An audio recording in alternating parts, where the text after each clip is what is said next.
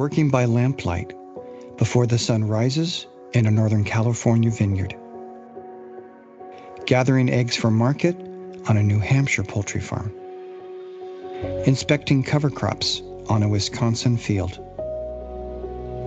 growing organic produce and raising chickens in the middle of Atlanta, a late afternoon grain harvest in Washington State,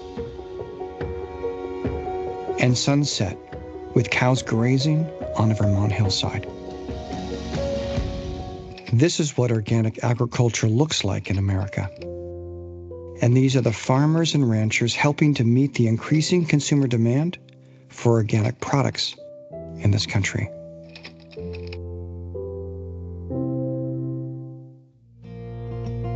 To be certified organic, producers follow regulations outlined by the USDA's National Organic Program.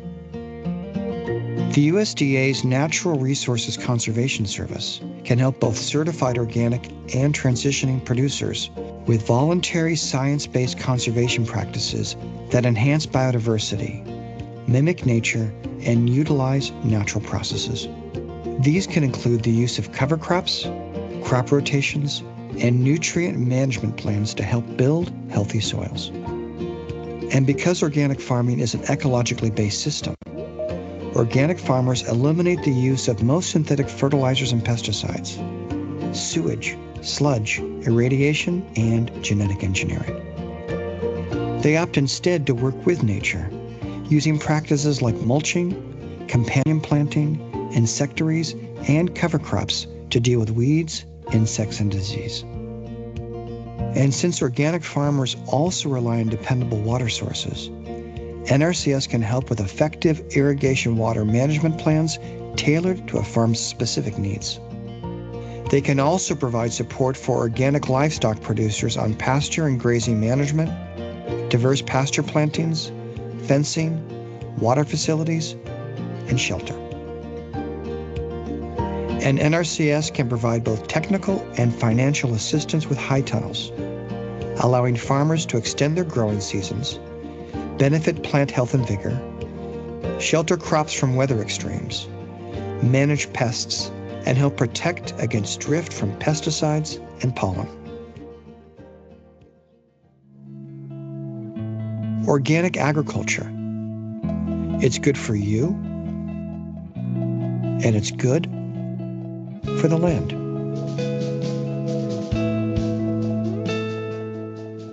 To learn more about NRCS assistance for organic farmers and ranchers, visit your local NRCS office or find us online at nrcs.usda.gov/organic.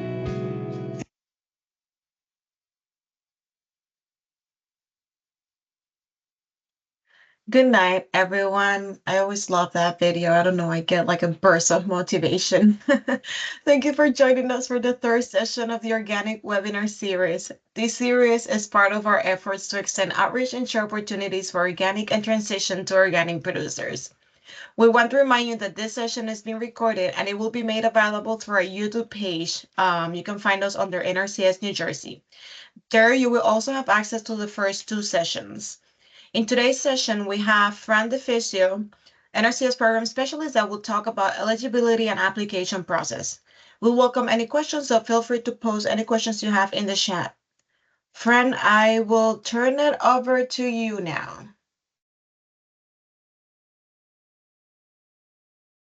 Yes, I am Fran DeFicio. I am a program specialist for NRCS in New Jersey. I've been doing this job a really long time, and even at a really long time, I don't know everything. So I am going to try to outline the best that I can, eligibility. Let me get my cursor here. So during webinar series 1 and 2, we reviewed with everyone, and I believe there are YouTube videos for series 1 and 2, as there will be for this series also. We talked about our most popular program, the Environmental Quality Incentives Program, which we call EQIP.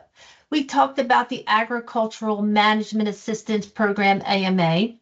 We reviewed the Conservation Stewardship Program, CSP. We talked about some technical assistance, and that was last week. Caitlin went into great detail about some of our organic practices that we have, and she talked about conservation planning. And we also talked about some funding assistance, because with every great program, you absolutely want to hear about the funding assistance that is available for each of our programs.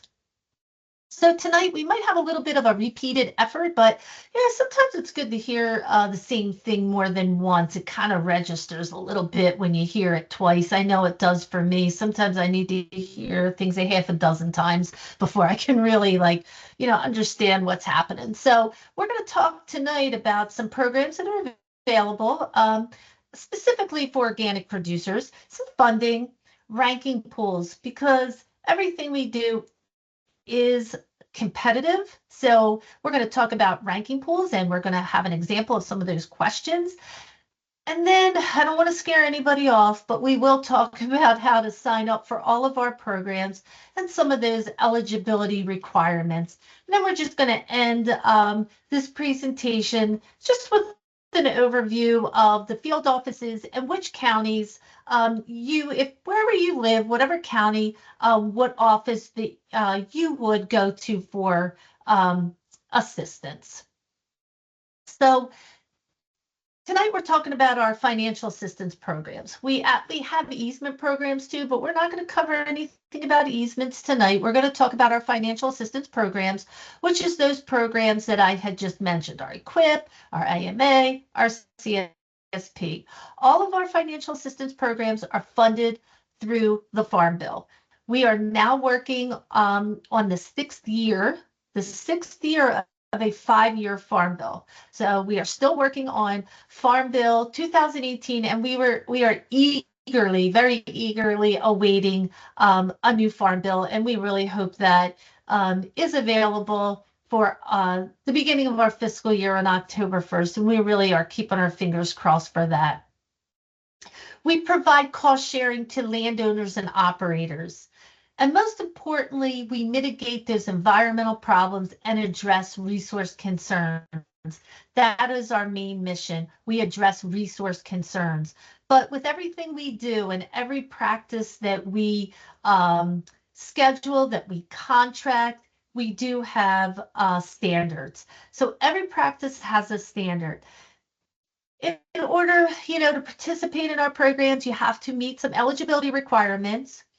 We do contract private and public land. So anybody that farms public land, that can be in your contract. What we do not do is we do not contract with a public entity. So no federal, state, local, no schools. It has to be a private entity. Individuals, entities, LLCs, nonprofits, those type of applicants is who we contract with.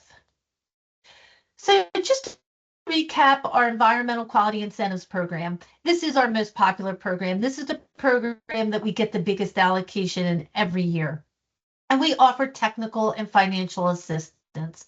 We implement and we schedule practices that improve water and air quality. We conserve ground and surface water. We increase soil health, reduce soil erosion and sedimentation, and we improve and create wildlife habitat. We have many, many practices that address many different resource concerns.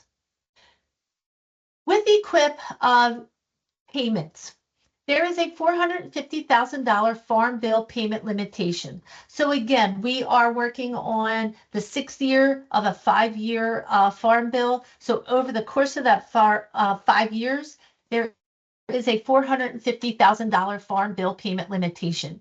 However, we do provide 90% cost share for our historically underserved group, which is our veterans, our beginning, limited resource, and socially disadvantaged farmers. And we provide 75% cost share for non-HU.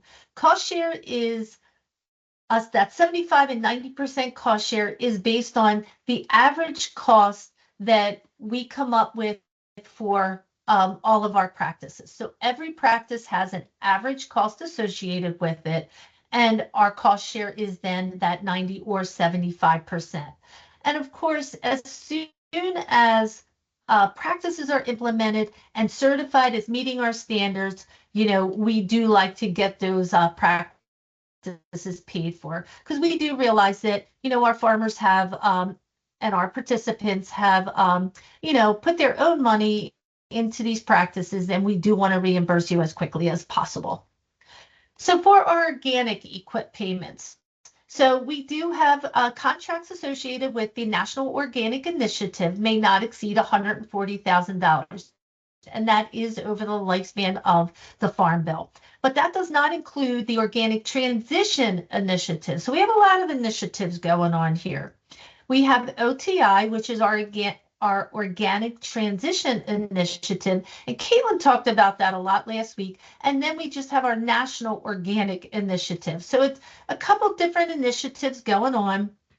So this just proves that there is a lot of opportunity for our organic farmers to receive funding through EQIP. So no worries, there's lots of opportunity to apply for organic practices. And then with EQIP only, there is the opportunity to receive an advance payment. And that limits your out-of-pocket conservation costs for historically underserved producers, your upfront out-of-pocket costs. So producers can request an advance payment anytime before a practice implementation for each practice, and you will receive 50% of that total contracted amount.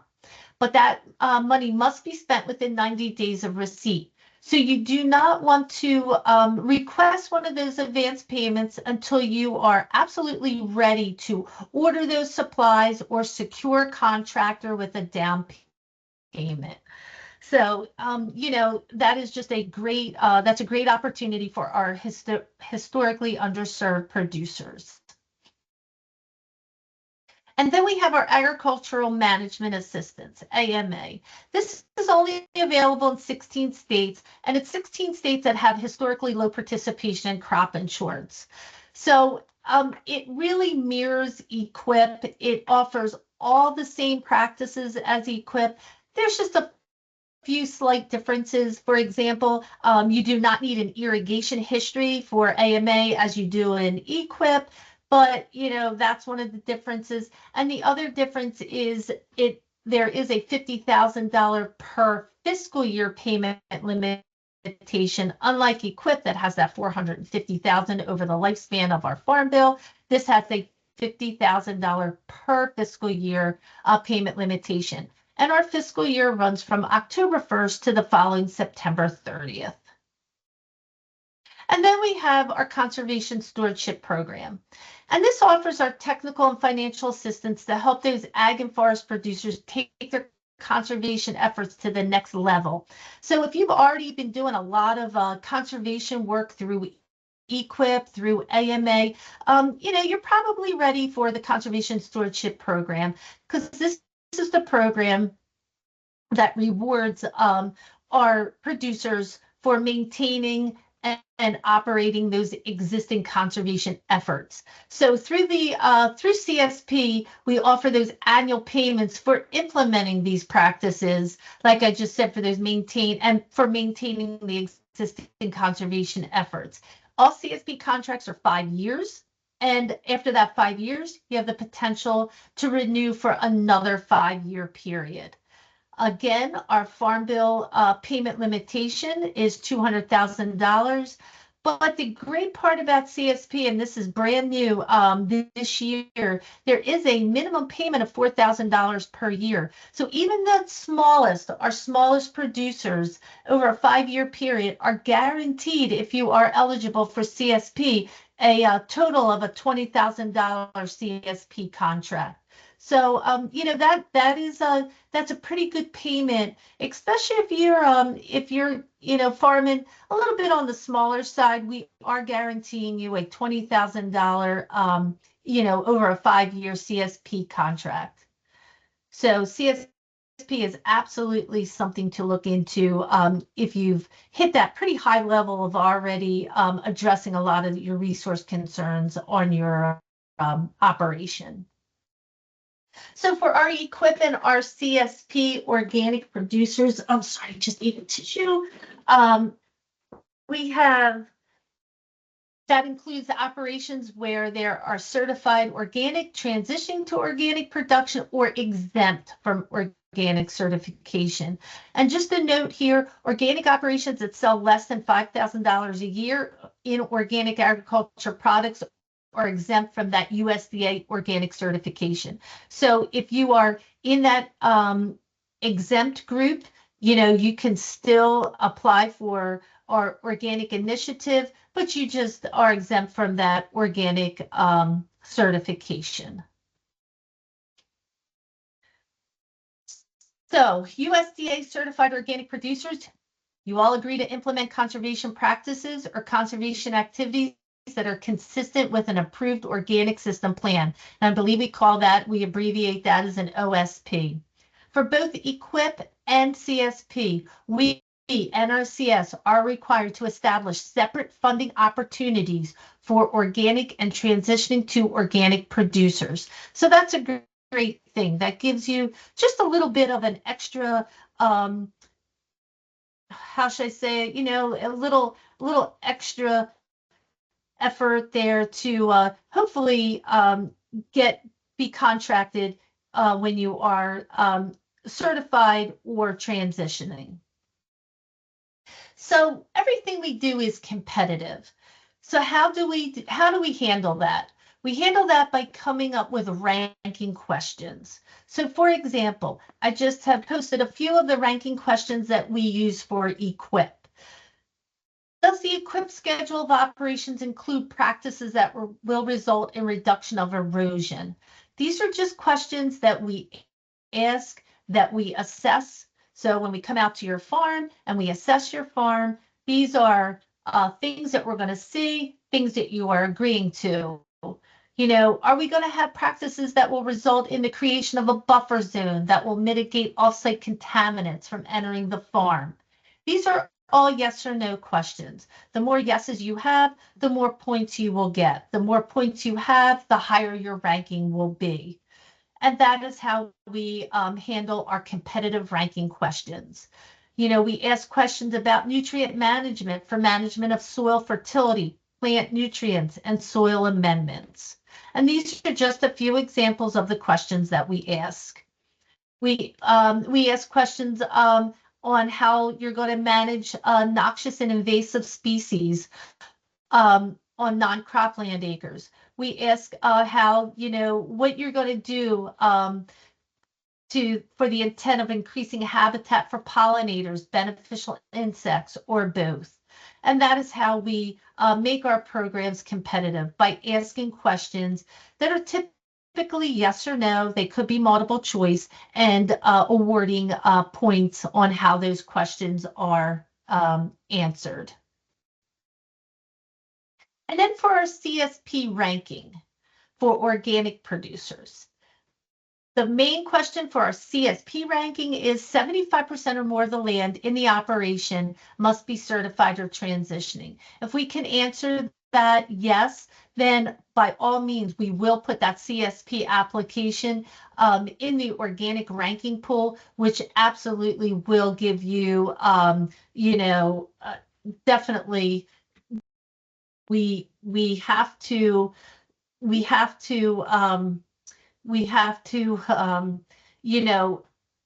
allocate so much money towards our organic production. So, if we can answer yes to that, that's a great opportunity.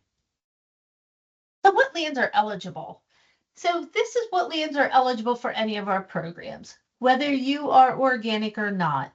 Any land on which ag commodities, livestock, or forest-related products are produced. Land uses, it could be cropland, pasture land, your non-industrial private forest land, any type of farmland, and there is no minimum acreage requirement. And who is eligible? Applicants may include individuals, legal entities, your joint operations that have control of the land and currently managing it for agricultural production. So how do you apply? Most importantly, you are going to schedule an appointment with the Farm Service Agency to set up records if you have not already done that.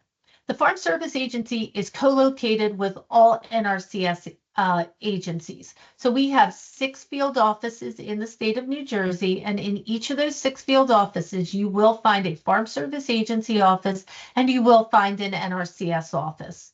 So the first thing you always want to do is you want to set up your records. In order to do that, you're going to have to go into FSA and you're going to have to decide if you want to apply under your individual name. Maybe you have a farm name, you know, whatever tax ID number you have with whatever name is what you will use. It could be an LLC, it could be a corporation. You're going to provide your mailing address, an email, if you have one, and of course your phone number. You are going to point out to FSA, you are going to tell them where your land is located if they do not already know. At that point, they are going to assign you a farm and tract number. And sometimes they are going to request tax records, which they can look up themselves most of the time, or you can supply tax records to prove that you are the owner of that land. If you lease or rent ground, you will need to provide the name and the address of owners of that rented property. The great thing about setting up records with FSA is you will then receive newsletters from FSA. So you'll always know what's going on. You'll know about their programs and you will know about our programs, which is so important because then you'll know when our deadlines or our cutoffs are for certain programs. And you'll also always want to do your crop reporting. It's very important to report those crops to FSA, whether you are participating in a program with FSA or NRCS or not. So you always want to give your crop report to FSA so you can establish, you can establish those records. So during your visit to FSA or on a return visit, maybe you don't want to apply for a program yet. Maybe you just want to establish those records.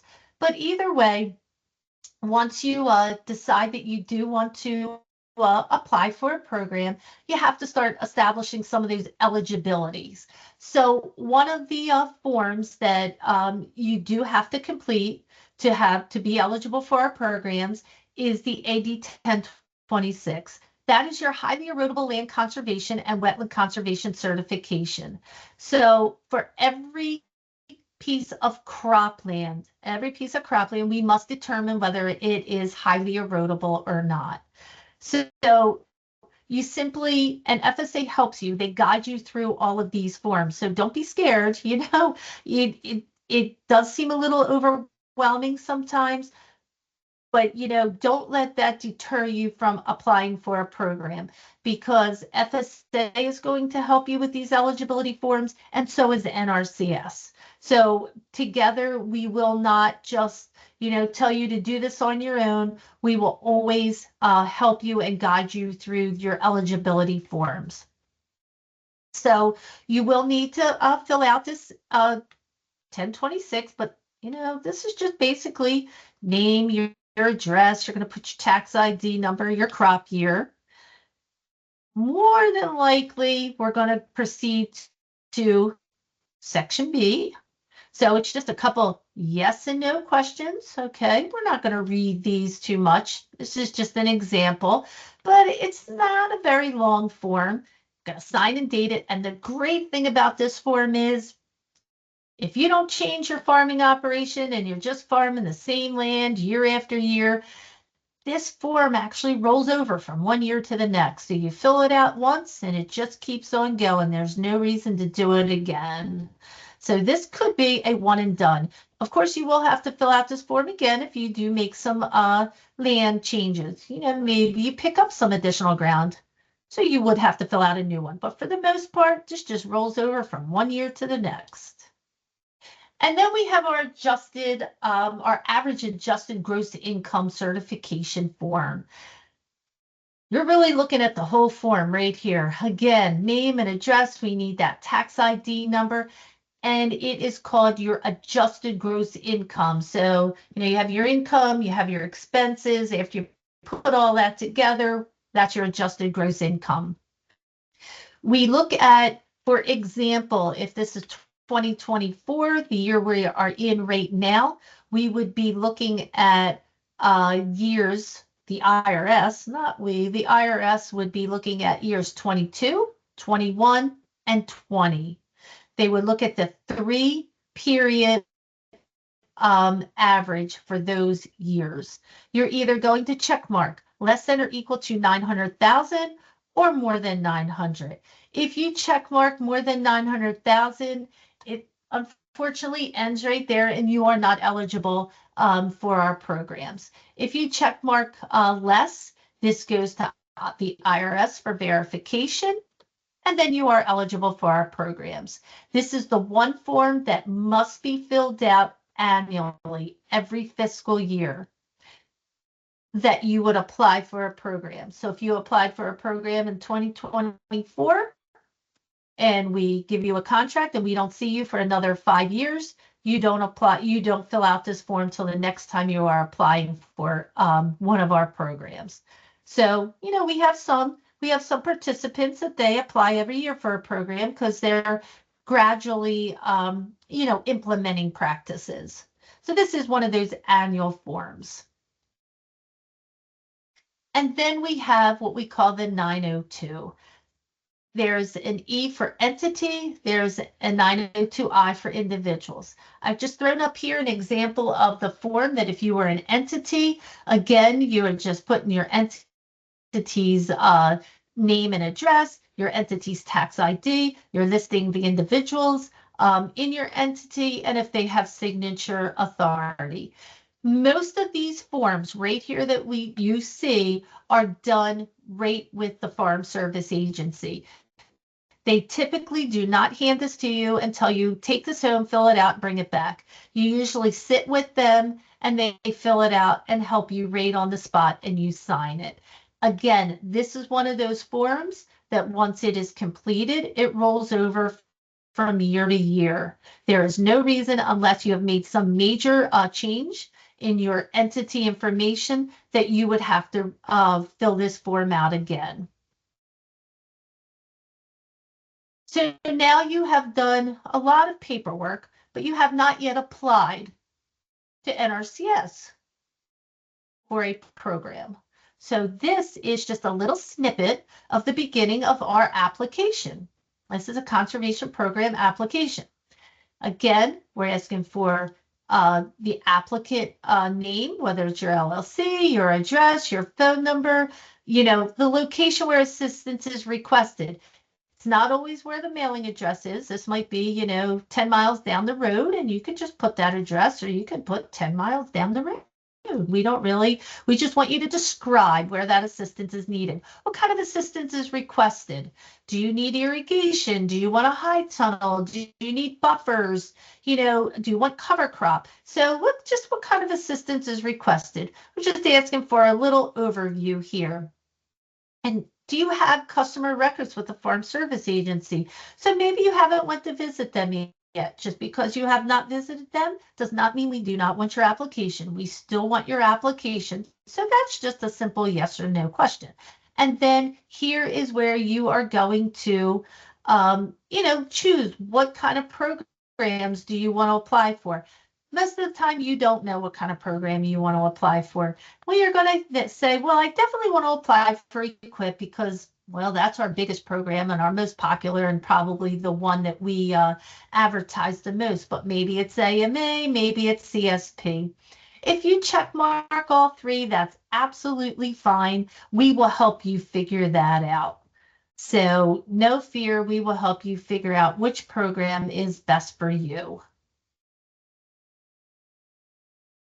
And I promise you, we are getting towards the end. And then we have our direct deposit. So everything we do, any payments we made are made through direct deposit. So we do ask that you provide that form, a 1099-A, and that's the direct deposit information, which includes your bank routing number and your account number. And we do ask for a voided check if your actual bank doesn't fill out the form for you. We ask for just a voided check so we know there is no error. Again, your direct deposit. If you don't change your bank account, some of us have had the same bank account for probably 20, 30 years. You fill this out once, there is no reason to do it again. And then if you do go into a contract with us and you are implementing structural or vegetative practices on land that you do not own, we do ask that you will have to have landowner concurrence. Structural practices, they can be, for example, pivot irrigation, an ag waste system. A vegetative practice is not cover crop. That is an annual practice. Vegetative practices are those practices with more than a 1-year lifespan, such as maybe a pollinator planting. That is definitely more than a 1-year lifespan. So anything with more than a 1-year lifespan that is not being installed on your property, you will have to have landowner concurrence. So, things to remember. Sign up anytime for either technical assistance or program funding. Sign up period for EQIP and AMA usually ends in fall. Actually, you probably will see a press release coming out in the next week or so that EQIP and AMA signups will be, I believe it's the 3rd Friday in October will be the sign up. Sign up for CSP will be sometime in the winter or very, very early spring. There are eligibility requirements that must be met. Those requirements we just went over. No minimum farm size or minimum farm income. Funding programs are competitive. So we looked at some of those ranking questions that were just specific to organic, but we have lots and lots and lots of ranking questions, lots of different fund pools. But I only showed you the ones for organic. If contracted, practices must be implemented according to schedule, and they must be implemented according to our standard. And participation is voluntary.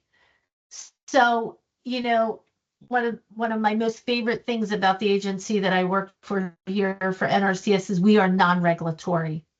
So we are here to help you. So always apply, because you can always say, no, thank you. We come out to your farm, we explain our standards, we explain how things work, you hear us out, and you can say thank you, but no. So, and we don't get upset about that. We want your application, we want to assess your farm, and we want to see if we can help you. But if we can't,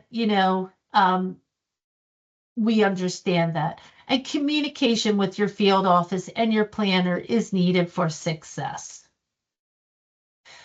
So this is my last slide, Ty. Hopefully I haven't bored everybody, but this is our office location. So our state office is located in Hamilton Square. Anybody applying for one of our programs, whether it's EQIP, whether it's AMA, whether it's CSP, you're not coming to Hamilton Square. That's where Ty is. That's where I am. You're going to go to one of these service centers. So all the counties are listed here. So whether you are in Hackettstown, in one of the many counties that Hackettstown services, or Frenchtown, 100th Somerset Union, Freehold, Mercer, Middlesex, Monmouth, Columbus, Burlington, Ocean, Camden, Woodstown, where I worked for many years, Salem and Gloucester County, and Vineland, Cumberland, Atlantic County, where I live now, because we were talking about blueberries, and Cape May County. So with that, Ty, I am going to stop sharing. And that concludes my presentation. So if there's any questions, please let me bring you guys back over here. So it looks like I'm looking at you. No, hi, thank you, friend. I think that was great. I do not see any questions in the chat. Um, Participants, you can unmute yourself if you have questions. I see this together mode and it feels so weird. I'm gonna, there we go, you're back, because I was like, yeah, I don't know what's happening.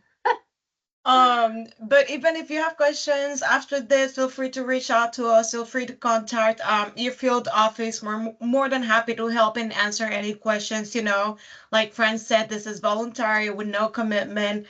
We're just here to help you. I see someone's typing, so I'm gonna maybe wait a second. Anyway, don't forget, this recording will be uploaded on our YouTube page. You can look us up as NRCS New Jersey, and also session 1 and session 2 we're loaded with lots of great information, not only from NRCS, but other like agencies and nonprofits, you know, that are there to support organic and transition into organic producers. So feel free to go back and watch those.